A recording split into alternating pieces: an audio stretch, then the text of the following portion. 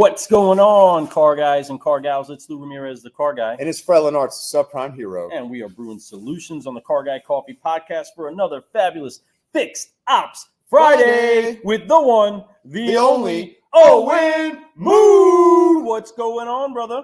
What's up, gentlemen? How you doing today? Super excited to be here. I got some great news, folks. We are streaming right now on Instagram. It's the first time we've done that. They just released an opportunity for us to do it. So we are live on Instagram right now. So if you're watching this on the gram, welcome to the show. We're excited. We have a great show for you today. We're pumped up. We have somebody that is not just a great car guy in this industry, but just a great guy. He's just a great guy. Just a great guy. Like whenever you meet him, you could just sense that he just got nothing but good spirits and good wants for everyone around him. And so excited to have him on the show to talk about this year, talk about 2024, and to talk about fixed ops, man. And that's a big deal. What's going on? So, Lou, what's up, bro? Well, I think that we need to get other people involved. That's right. Owen, I believe you agree that we got to get some car guys and car gals up inside of this. So tag a car guy and tag a car gal and share. We got a great Fixed Ops Friday ready for you, and we need to get some more people inside of this brew. But Owen, you get the chance to choose the incredible individuals that we have on this show, and it's always awesome who it is that you pick. Sometimes we're very familiar. This time we definitely are. Sometimes we're not so much. But why this time on Fixed Ops Friday are we bringing in John Ellis? What is it that John is bringing that we definitely need to brew about on a Fixed Ops Friday?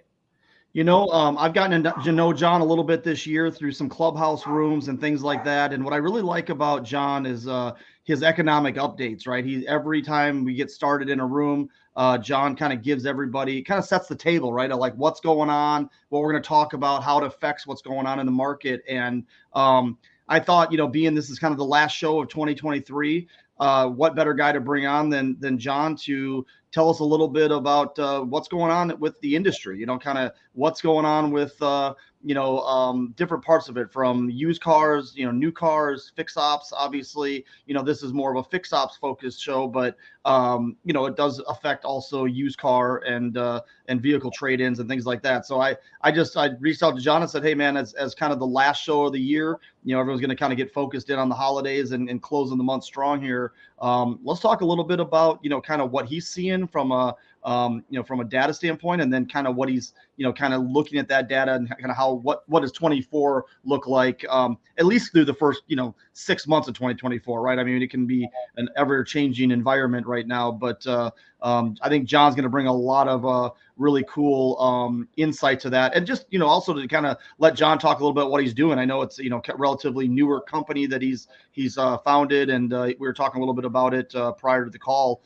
Super excited to kind of hear his story, and anybody that doesn't know John can obviously learn a little more about him today. So let's get him on here. Oh, heck yeah. Let's go ahead and get this rocking and rolling. So everybody, help us to make welcome. If you don't know him, you're going to get to know him a little bit more. But we are excited to be having fun on this Fixed Ops Friday with the one, the only John Ellis. Let's go. To the show. Hey. Oh, he's on mute too. That's right. Get him off mute. Okay. It's all good. There we go. Oh, welcome. I love the intro. I love the music. I was dancing, waiting for you guys to bring me on. Glad to be here. Hey, John.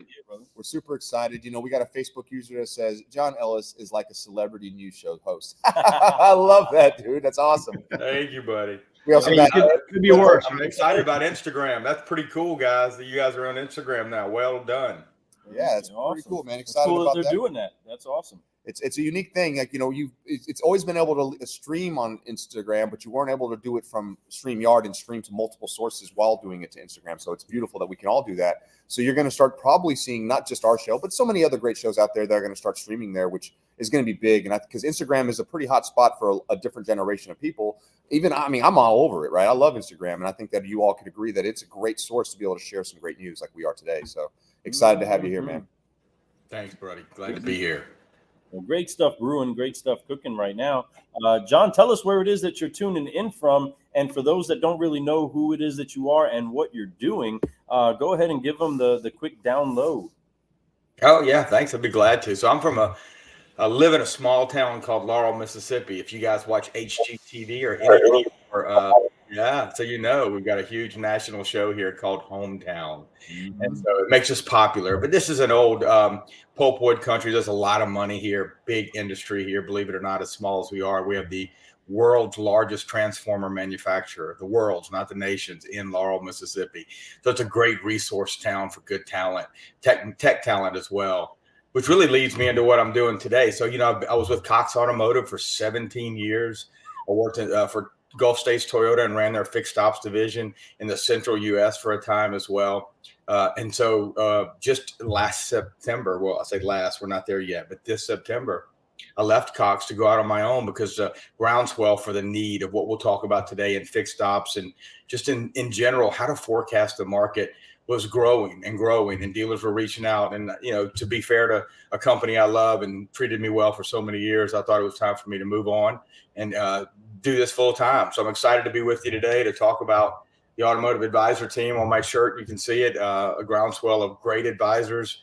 And I have a small consulting company underneath that umbrella as well. So let's get started. Heck yeah. Well, we're excited that you're out here, brother. And thank you for being one that is consistently brewing solutions for the industry, whether with a big company everybody knows or venturing off on your own. You are an expert in this industry that has helped bring so many solutions so many times just because you're filled with wisdom. And we're excited that you're on here, and we are honored that we have this opportunity. So car guys, car gals, please make them welcome. If there's questions that you have during the show, please don't hesitate to drop them into the comments, and drop them in even if you're watching this on the replay. We will make sure that we get to them or get them forwarded so that you can have them answer.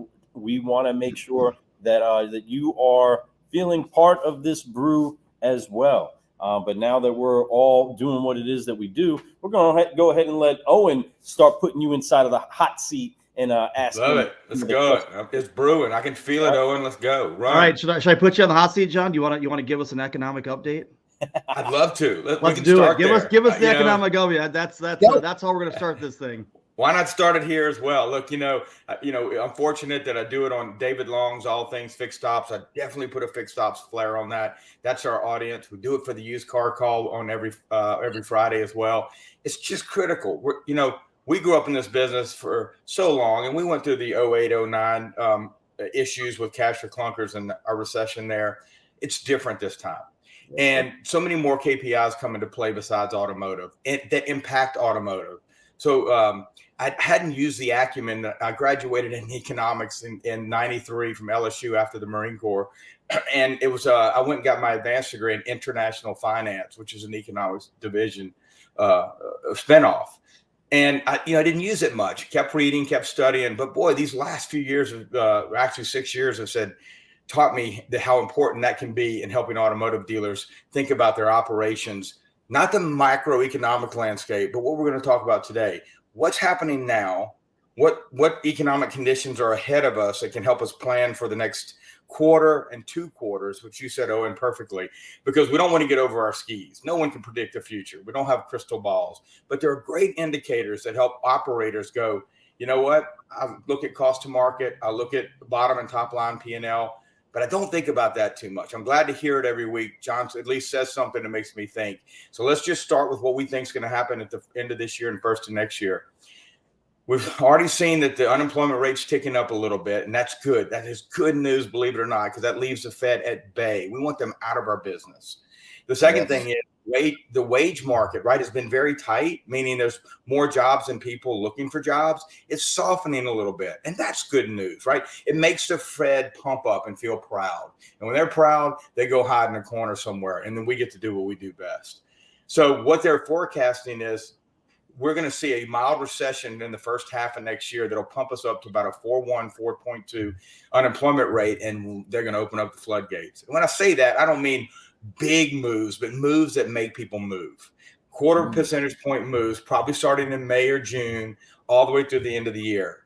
The Fed speculated just this week, so it came out of their mouth, not IHS and not the other think houses, which are very relevant, but the horse's mouth will probably reduce rates by 1.5% next year. Now, if I'm a new car salesman, dealer, I'm going, so at first glance, I'd be like, I can buy down the rate today. Ford, GM, Stellantis, we're getting rates are down in the dumps now with these incentives. But used car rates, we need to get our used car affordability back in line, and that's what's going to happen. So we're really excited about that. But guess what? If you're paying attention to what the Fed did in the first for the first half of the year, they gave us a little Christmas present too.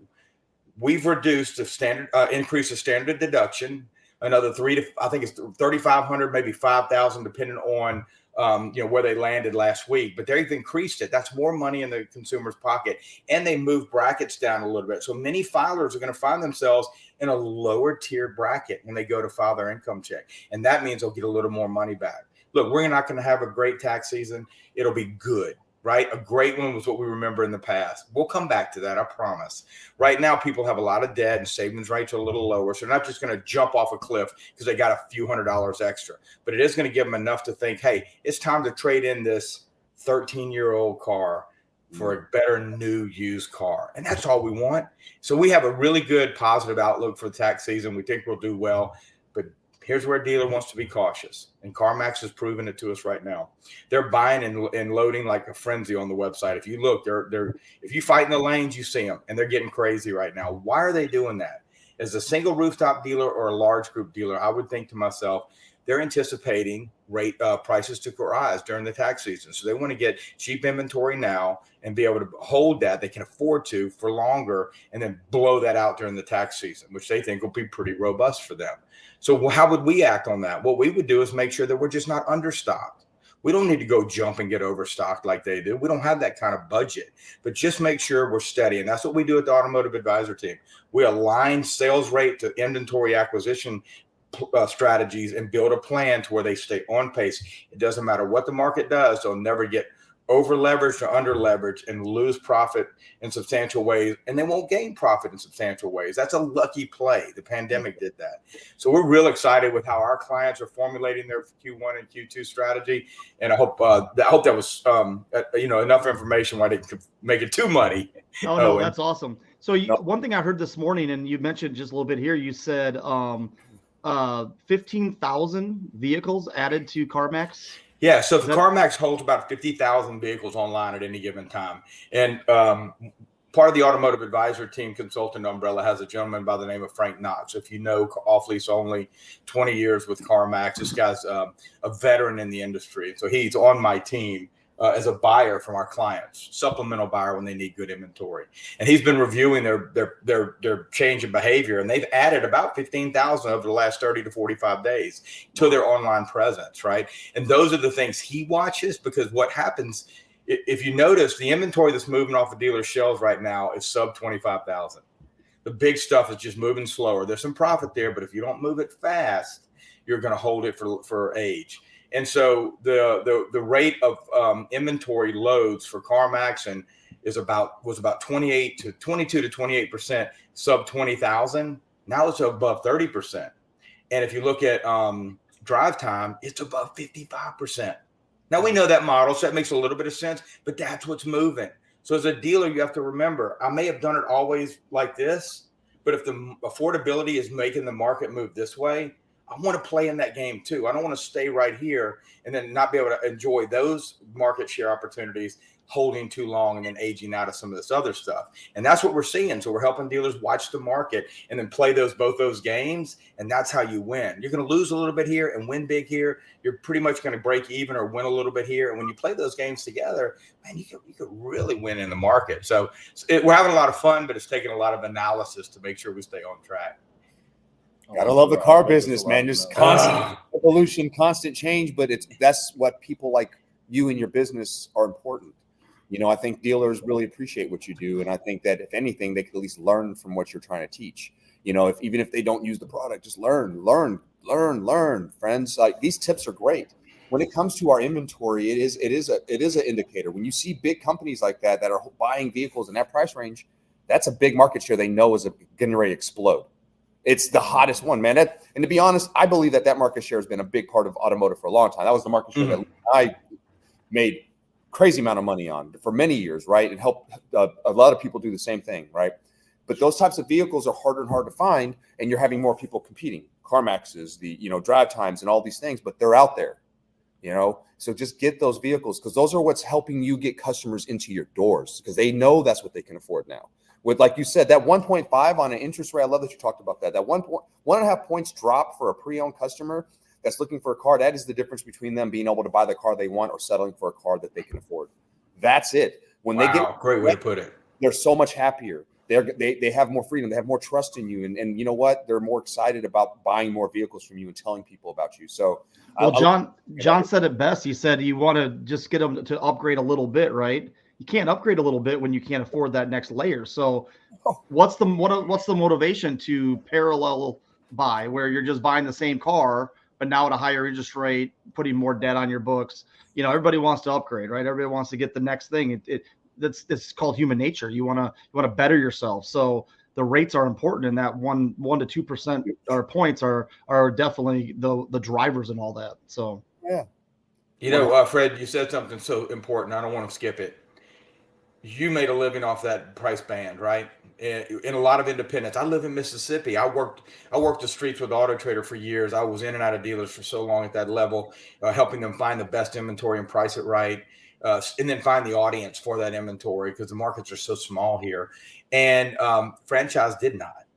Well, now they're having to, right? And that's the play, right? Because most of our clients are, really franchise dealers with 1 or 2 rooftops. We have a few that are a little bigger, but those are the ones that are saying, wow, I'm playing a game I've never played before. Yeah. How do I play that game? And that's what we're teaching them, right? How to play that game. So they're not giving it to the wholesalers. They're not going direct to wholesale with it. They're not trying to find that exit strategy that makes $500 or $1,000.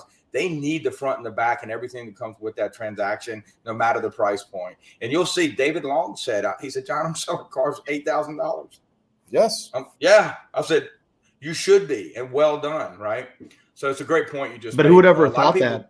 Who would ever thought you'd have an $8,000 car on a new car franchise? Yeah, in California. Especially in California, right? And to be able to offer that to a client is massive. Even people with perfect credit want less payment, right? So it's like, especially those, right? So we have to offer those types of incentives, those types of vehicles. And people are not scared to buy cars with miles on them anymore. Not with these interest rates and not with the car prices going up. They're actually excited to find one that runs, right? They're like, oh, cool, and I can afford it. Affordability over the last handful of years has become the big thing for the average, right? Is it affordable? Cool. I'll worry about warranty later, right? That type of stuff. We need something that can drive and get me to and from that I could actually make the payment on.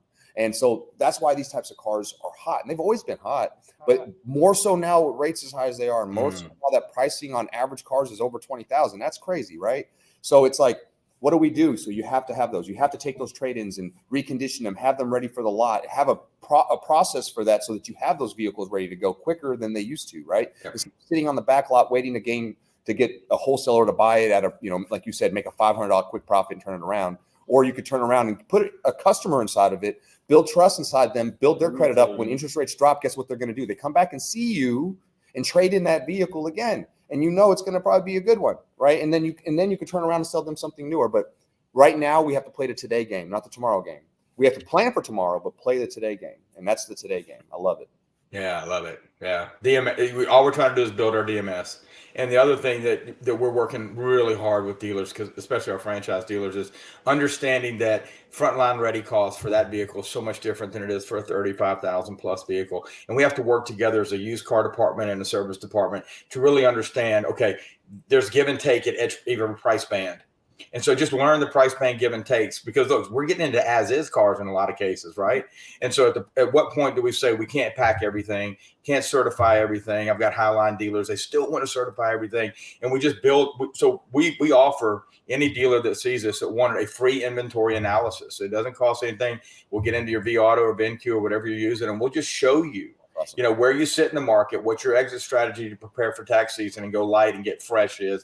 And at the same time, a lot of that will show you, wait a minute, I bought this at the right cost to market, but by the time I got price to market, which is frontline ready, okay. Because what's happening is dealers are going into $40,000 space because the cost to market is like, it's easier. It's like 87%, 84%. They're like, I got to get all these. But the problem is no one's buying them. So they age out. The ones that have high cost to market have a reason for that, because the dealers are driving the price up in the lane because they want them. And so at the end of the day, there's fewer margin there. So you have to just play that game. Yeah, you can get a good $45,000 to $50,000 car in the lane for a decent price, but how long is it going to take you to sell it? You have to make sure you get that thing out of there quickly. Find the market for it. Most of our dealers that have been kind of lazy are over-indexed from $30,000 up and under-indexed from $29,000 down. And that's all we're showing them. And I'm like, why'd you buy these? Well, John, look what I got them for. Yeah, but they've been here 90 days. So was it really a good what I got? So and some yes, some no. It really all depends.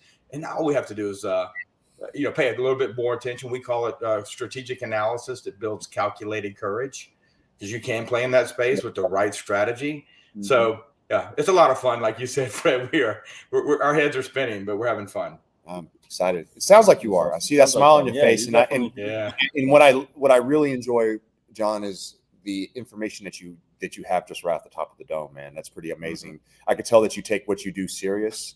And I hope that you dealers out there, everyone watching the show, understands that's what a professional sounds like, right? When someone comes to you and they ask you a question, you should know the answers to it, especially if it's your lane, right? And I love that you know your lane really well right now, brother.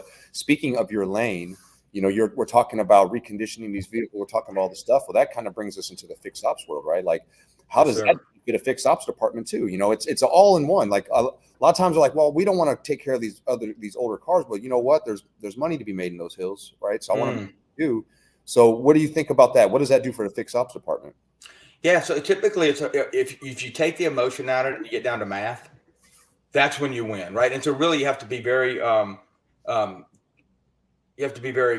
strategic about how you bring those two departments together to show a winning strategy. Because typically what will happen is used car managers don't want losers, and directors don't want losers. So if we already are in the same playing field, we both want winners. How can we make every car a winner? And it takes a partnership. So, we did this years ago, started doing this years ago, was sitting a fixed ops director and a used car manager down virtually or in person. And we would say, all right, what's bay utilization look like? What's your efficiency rate look like? What's your labor hour? Let's just lay it on the table. And if you're having any struggles there, how about we take these cars that have been waiting for a while and grow your efficiency? Your labor rate's not going to grow. Right. And use that to fill the gaps to get you the percentage you're looking for. It won't be the same labor rates. It got that because you're going to give me a discount on these $5,000 cars. So you're going to make money, but everybody's going to be working. Everybody's going to be happy. And by the way, those customers will come back and buy the bigger cars, and then you'll have those, and then they'll come and service with you, because these older cars need a lot of service. Yes, so they're going to need to know you, and they're going to service with you. So retention is going to be huge in this space. We found that the average car age from JD Power is 12.5, 13.1 for passenger car, 11.7 for truck. The average miles 70,000. So everything's going to need what we're talking about today. It's like the norm, not the rule, that we're having aging inventory with a lot of mechanical needs. That's a win for both sides of the business. All we have to do is put it together and show the plan with math, and then everybody understands. We've had to do that quite a few times with some groups, and what has happened is not only has the owner, and I'm not suggesting anyone do this, reduce some expectations on the front end of themselves, but the fixed ops person said, wait a minute, if we get 20 more cars in here doing this, I'm actually going to make more departmental money than I make now. And once they see that, it is a win. And then guess what? They're holding weekly meetings and they're gauging their success instead of just maybe talking once a month. Amen to that, John. You said that so on the freaking money. And their service and their techs, man, they get more practice in on cars that they don't really get to see all the time because they're older, and these newer cars are different, right? It's fun. It teaches them and it keeps them on their game.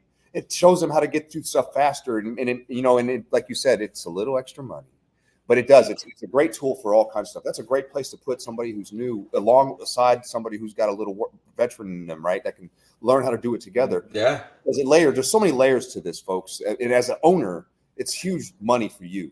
There's great opportunity because it's all internal, and everybody in the house is going to be doing something. Activity breeds activity, which breeds money.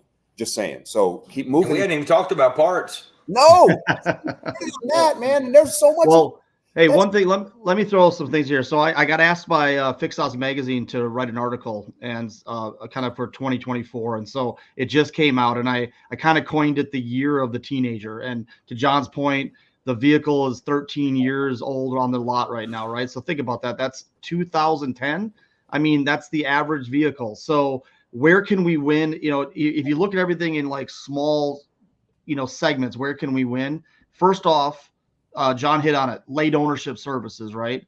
Our company has been, preaching about late ownership services since we opened our doors 5 years ago. If you are not putting late ownership services in front of consumers, they're going to move on to the places where they can find that information. So late ownership services is one thing that I really hit on this article. The other two things I thought about was like profit centers, right? Like tires, accessories. Yes. These are like profit centers that we don't ever hit. And dealerships, you walk in, they don't have a tire display inside their showroom or inside the dealership, and we definitely don't have it on the website. So these are things that, just if you could think a little bit outside the box and say, hey, where are some ways that we can pick up those extra revenue opportunities, because we might have a little softer sales year. Let's get into it now. Those are some of the things that I kind of talked about, and John just reinforced some of that with some of the data that he just threw out there. So I want to throw that in. Walk into a Firestone or a Goodyear and tell me if they don't have tire displays, right? 100%. We don't get thought of that way, and we need to, because that is an entry point. Brakes, batteries, and tires, right? We want to be that provider too. Remember, I think it was 2 weeks ago, I gave the stat on all things fixed ops that everybody knows, but just hearing it makes a difference. 75% of that aftermarket business gets your business. To only 25% dealer return, right? So we want to take that business back. And I think we have a future, we have a transformational opportunity with EVs, even though it'll be a long runway. I'm not a mandate guy, so we can go there if you want, but I'm a fiscal economist. I'm a conservative as they get. I don't believe in force feeding anything. The market demand is driven by consumer, not by the government. But in the end, what a way to bring brand loyalty back to the dealership when it comes to fixed ops, right? I want to see that as a way for us to get that business back. Yes. So we'll have a lot of fun talking about that in the future. Absolutely. I love that. I love what we're talking about. And just want to throw a quick few shout outs. Pierre, thank you for jumping in. Yes, this is going to be on replay. You could always go back to any one of our profiles and it'll be there for you to watch anytime. I want to say hi to a bunch of people. We got Matt in here. Matt, man, he's been crushing it with these comments. Thank you so much for all these great comments. What's up, Matt? He's at the end, he said something here that we're just talking about. Service advisors have a massive opportunity to upsell tires, accessories, wiper blades, and those things add up. Yes. Biggest reason why we don't sell those things, we never ask, nor do we display, right? So as long as we're doing those two things, the opportunity is there. It's like a salesperson fails 90% of the time because they never ask for the sell. So that's why we got to do it, right? I love that. It's great stuff here, and we also got Bill, Jenny, Bill Demery, my man. Yeah, what's going on, Bill? How are you doing? Just talking really great stuff, saying really great comments in here, talking about the car business. It's fun. If it wasn't fun, it would be insanity. Amen. And I think that's crazy. It is crazy. It is crazy fun, right? I love it. It is insane, but it's the good kind of insane. So I love this stuff. It's fun. I spent 18 years in telecom before car business. I got blessed. I got lucky and tripped into this business. I wish I would have got in sooner. Bob Hollingshead's a good friend of mine. I talked to him about the glory days before I was in, and even before I was born. I just eat it up. I love, the people are the best. Absolutely. Look at that. You got some Owen, dude. Getting some my boy Matt. Yes. Yeah. Matt, coming from you, that's some pretty good words, brother. We appreciate you so much. Yeah. So yeah, I mean, this has been great, and I'm loving what we're talking about here. And John, thank you so much for giving us some time with you today to be able to talk about some really great stuff. I know where we've talked about what it looks like. I love your predictions. I love what you're talking about when it comes to, money. It's big, how it's going to be looking over the next year. And I hope that people are taking notes on that. If there was one thing that you say that 2024 is going to be a surprise, what would that surprise be? Yeah. First of all, I want to say one thing about what you said. If we don't ask, somebody just said that you can't get fed if you don't open your mouth. We need to train our service team like we train our sales team. We need to invest in the same way. We don't do that.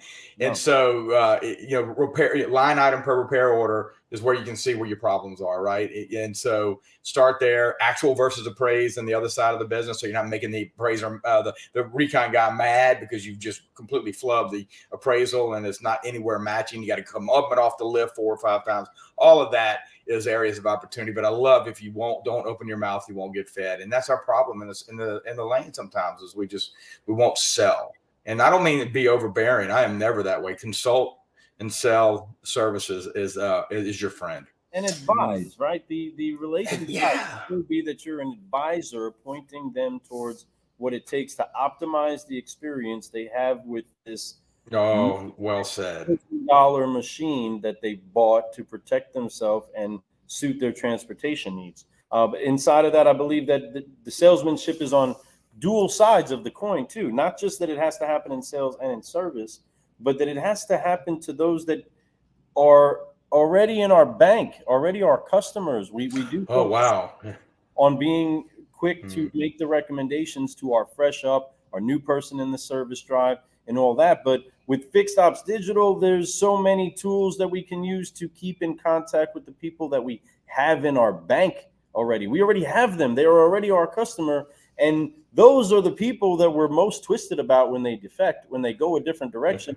We're the most knotted up over them going in a different direction, but we never really took intentional walks or intentional efforts towards keeping them with us. So John, inside of that, in recognizing and being able to project and to look to the future, how would you recommend somebody look at their actual fixed ops campaigning towards customers that are in their banks already, instead of trying I love that. to find new ones?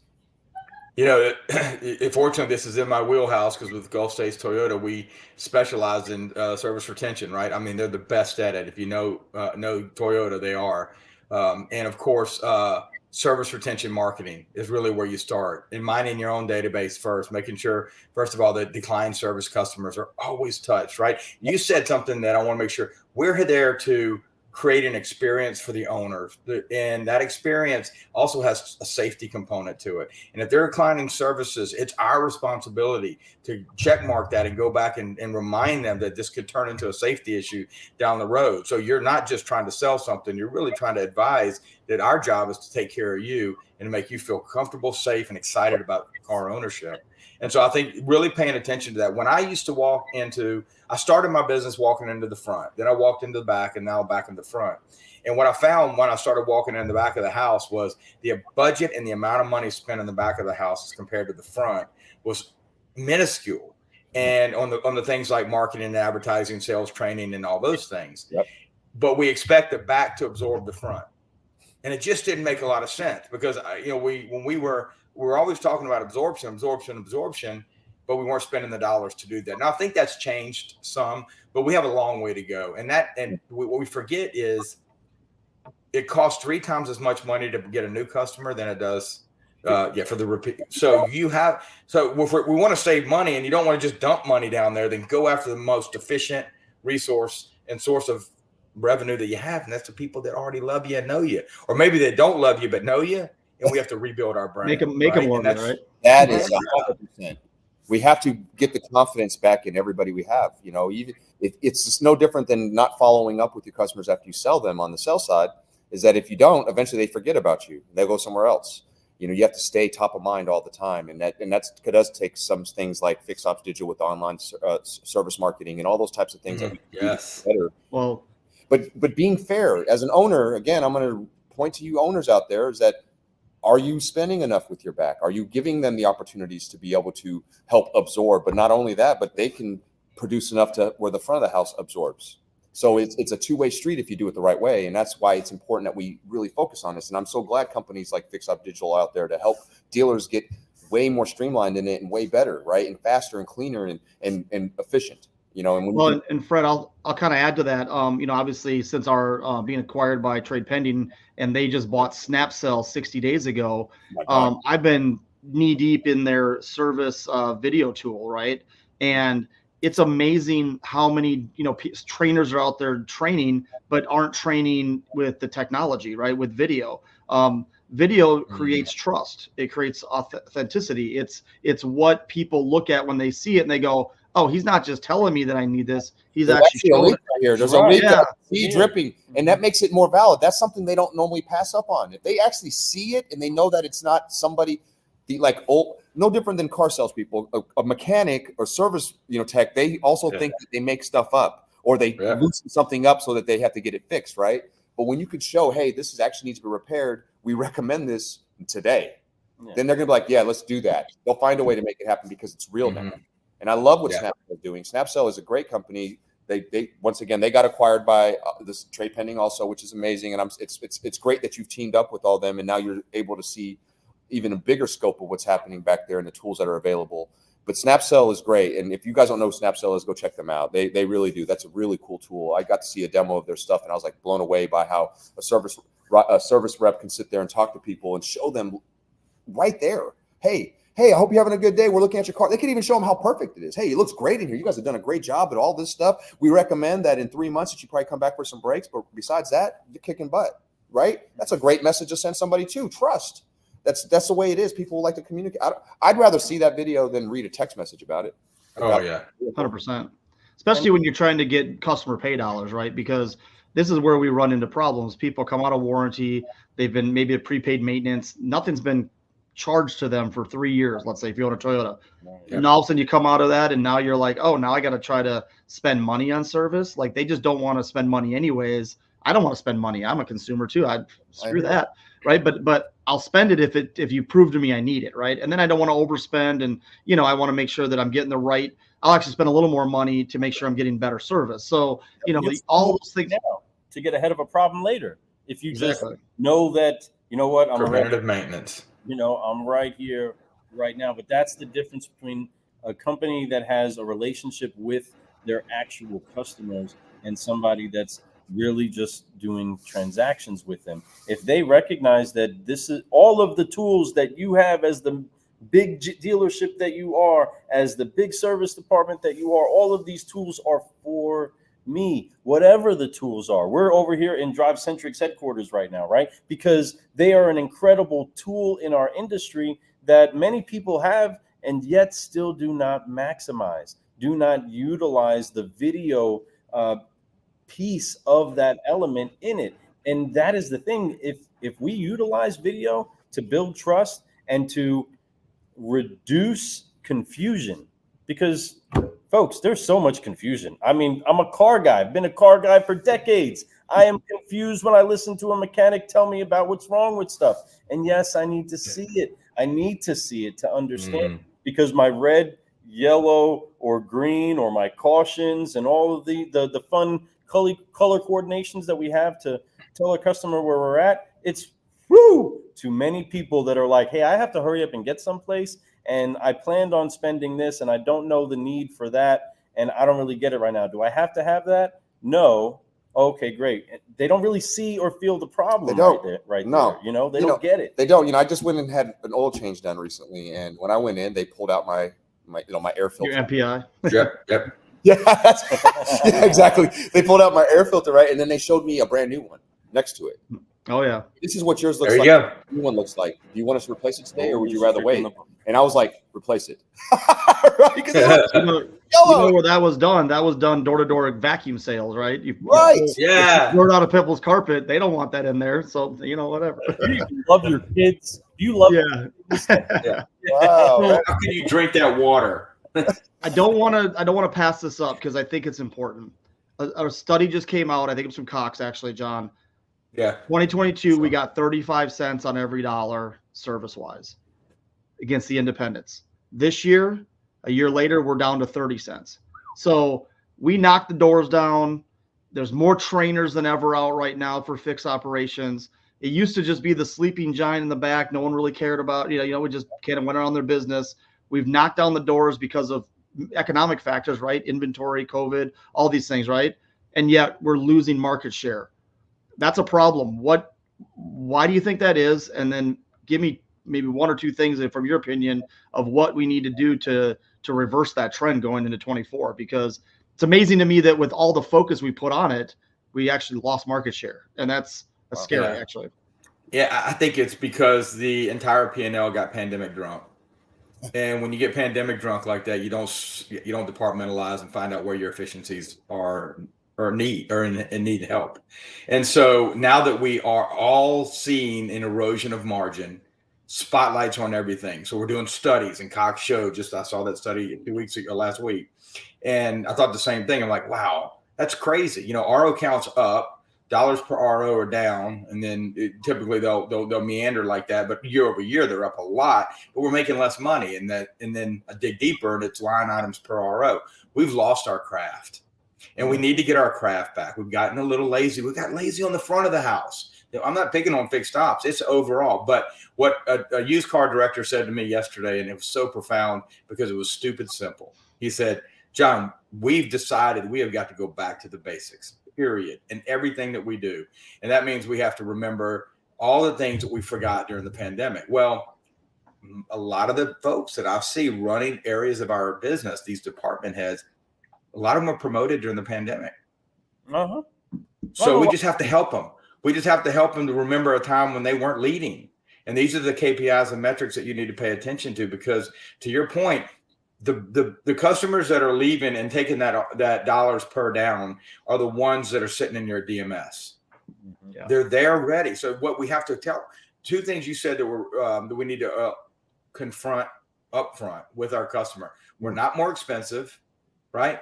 The big one, right? And then of course we're not going to try to sell you or upsell you or do this. We want to take care of you and your car. And I love what Fred said. And if you're not ready for this today, we'll be upfront and honest that we're here when you're ready tomorrow. You're building that stream of a reciprocal service, right? Right now they're gone. As soon as that warranty and recall period is over, they're thinking of a cheaper place to go to save money for groceries and whatever else, right? Man. So, but they'll spend $10 on a Starbucks. Yeah. Exactly. They'll spend the money with you, but you have to give a compelling reason why. And a lot of that has to do with confronting the objections that are myths. We're more expensive, and we're going to actually we're going to make you spend more if you come see us than they will at Firestone. And we know that's not true. Right. And remember, Firestone and all the other third parties, they are not letting up on their marketing. That is their whole shebang. I get something every week in the mail. Yeah, I mean, it's so hard to get past it, and even to build the curiosity, the customer has to be like, man, maybe you should go over here, one time. I don't know, but they're being berated. Why? Because that is the source of income for those third parties, and because it's not been as prioritized as seeing it as sales. Even if the sales department was included in the party of maintaining that customer, if there was a magical way for us to do that in the future, where you stay connected to them, your service advisor is helping you win, you're helping the service advisor win, what a magical world that would be. Maybe sometime in the future. I don't know. A new walk is coming out. So it might get we need to prioritize our service walks. We have to take every transaction on the variable side of the house, walk them back to it, and meet everybody that would be key to their success. I don't care if the car is $8,000. Yeah, we need to do our service survey, because that's even on the pre-owned it's side. almost more important on the $8,000 car. It's more important. There's a reason why they have that car, and they want to keep it for a lot longer, right? Because they're like, hey, I'd rather spend an extra $1,000 to keep this forever instead of go buy a car and make $500 a month, $1,000 a month, right? So to them, they're willing to invest a little bit, and those cars do matter more now than ever. So that $8,000 car to them is gold. It gets them to work. It gets their kids to school. It was so hard. Let me tell you, too. Just telling you, so enjoy that and cherish that and let them feel like it's a diamond, right? And let them know you think it's a diamond. Like, hey, I want to help you. I want to make this vehicle as perfect as possible. I want it to be safe and reliable for as long as you own it, right? And when they feel that and they know it's not just a sales pitch, then it's way better. You said something earlier about and it's not untrue, and I love it. It's the fact that we changed habits while we got pandemic drunk, right? Front house, back house, in automotive, in the world, right? Things change. Go to a fast food restaurant, see the difference, right? So it's like, that happened, but do I think necessarily that it's because we're being more lazy? Maybe, but I think it's more so that our habits changed so much that it's hard for people to go back to old habits, right? And just like anything else, if you're a smoker, if you don't like to work out, if you do anything else, the moment you stop, it's hard to get back to doing something, or the moment that you start, it's hard to quit, right? Oh, so true. So it's the same thing here. It's just that, and I love what you said, that they're like, let's get back to the basics, fundamentals, foundation. So folks, that's a great word of advice, is if you are struggling in any department, relook at your process and get it back to the fundamentals. Work on the little stuff, customer, rapport building, loving, trust, being open, educating, training daily, working, having fun while you're at work, not getting insane, right? So, that's the thing. Like, I think that we need to, as a whole in this industry, is that we need to get back to fundamentals. That, granted, fundamentals may be a little different because there's new tools, there's new things. It's still fundamentals. It's basic stuff. It's not order taking. It's not just, selling them and telling them this is just the only place you can get this part, or this is the only place that doesn't work today anymore. That's done. That is over with. It's time to get back to what we know best. And that's when somebody says no, we start putting our salesman shoes on and we start showing them why their no is really not a no. It's actually, you just don't have enough information yet. So let me give you more information so you can see why it should be a yes. That's the key. I love that. Yeah. You're so true about the habit thing as well, because a lot of our even older operators, it's like, okay, think about dieting. If you have dieted and you've been really fit in the Christmas season, you kind of let it go for about 2 or 3 months. How hard is it to go back? It's extremely hard, but you know how to do it, but it's hard to get back. And so everything you said starts with leadership. Put a plan together. Train, coach, develop. We talked about it on David's call this morning.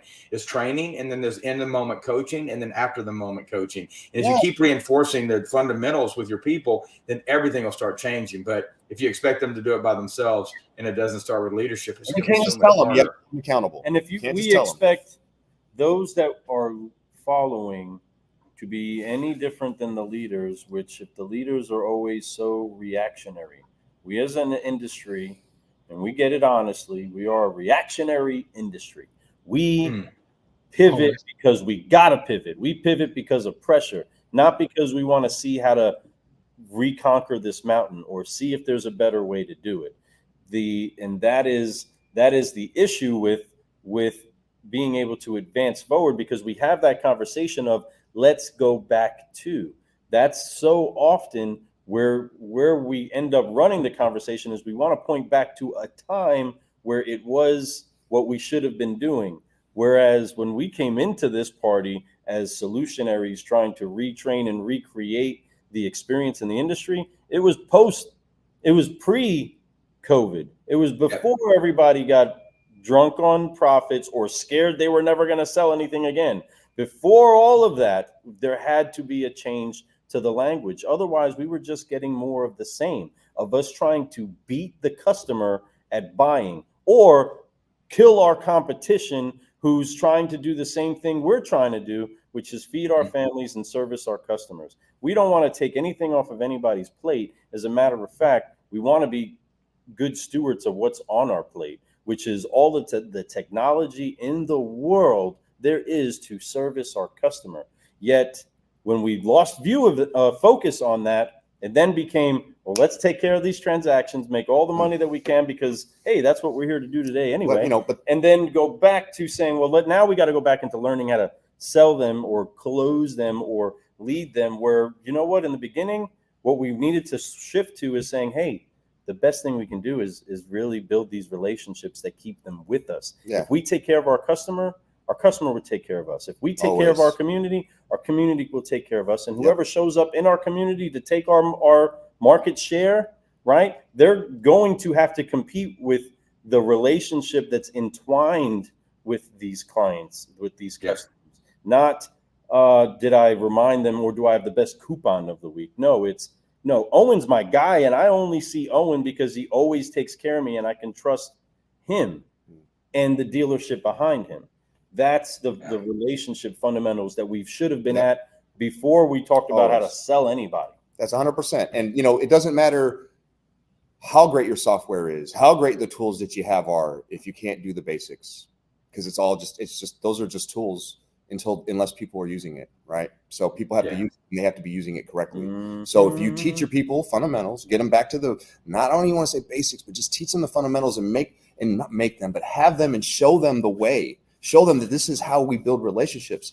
Encourage them to talk to many people. Encourage them to make mistakes. Encourage them to try.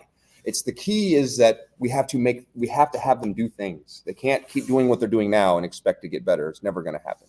So don't give them tools if they're not ready to use them. Once they're ready, hand them a tool. Now they're hitting targets bullseye every time. Bing, bing, bing. But until they learn how to use that M16, it doesn't matter. Oh, I love that. Thank you for that.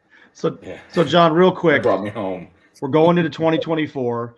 You obviously have started a kind of a new thing here in the last 90 days, pretty much.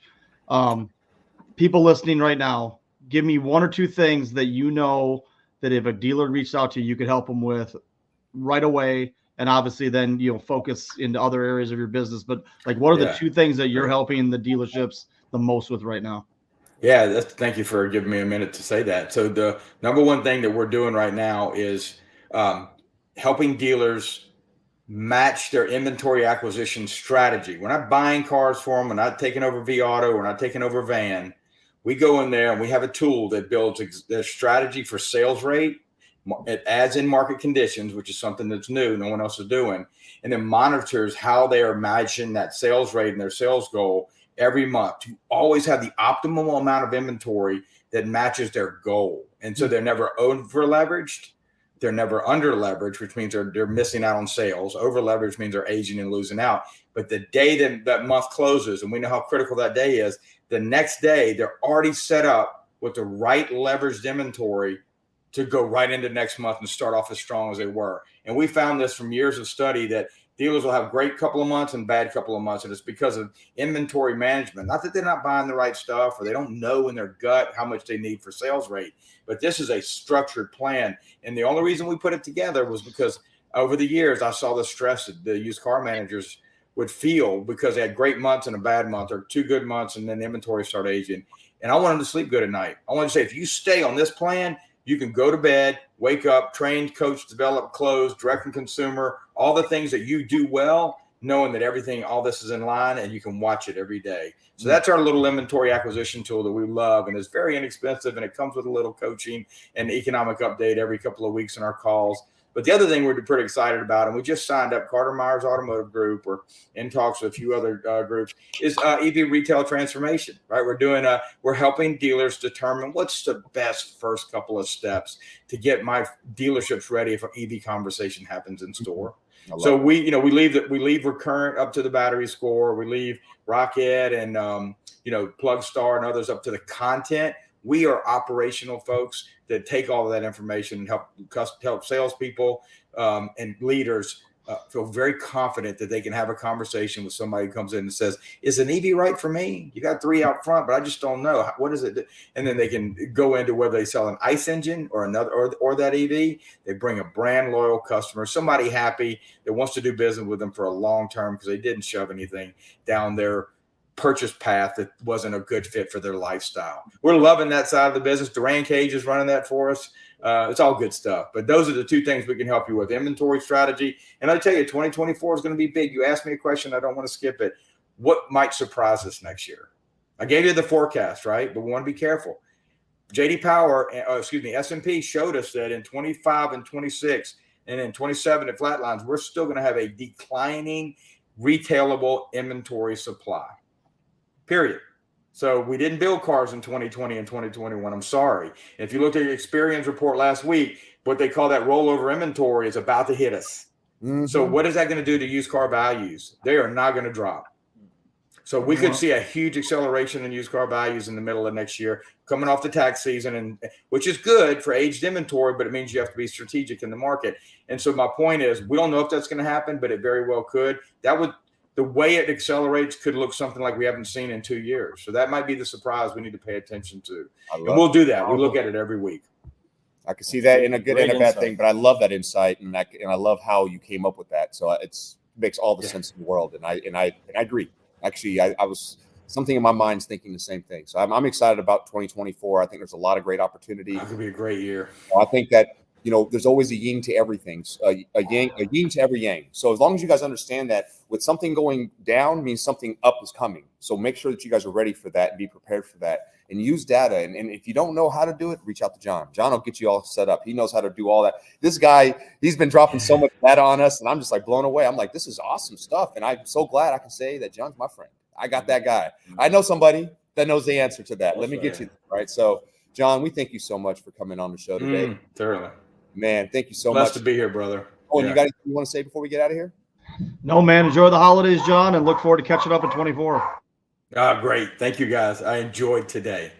We appreciate it, and we appreciate all of you that have been participating with us today. The comment box has been filled, and we appreciate all of you that have been joining us. If you are watching this on the replay again, please still just drop those comments in there. Ask John any questions that you have, and just let us know that you had a fun Friday enjoying a Fixed Ops Friday brew with this crew. We are so thankful to be hanging out with you all. This is the last Fixed Ops Friday of 2023, and we are so thankful that we get the chance to hang out with each and every one of you. We do wish you all a happy holidays, a very Merry Christmas, a Happy New Year, and get ready because 2024 is going to have some fun challenges, and we can't wait to cover all of the solutions that we get to brew with other incredible people like those that were on the show today. We honor you all. We appreciate you all. Car guys and car gals, I am Lou Ramirez, the car guy. And I'm Frelin Arts, subprime hero. And we've been brewing solutions on Fixed Ops Friday with your other host, the one, the only, Owen Moon. And today your special guest has been the one, The only John Ellis. And we're gonna Thank you. and head out of here, everybody. You did great. So on 3, 1, hands on the I got to do it with you. Copy us, John. Copy us, buddy. I got you, buddy. Focus, fly, and keep growing, keep growing. We will see you all soon. Keep brewing solutions, everybody. Talk to you soon. Peace. We're out. Bye. John Paul Guidry, See y'all. Louisiana in the house.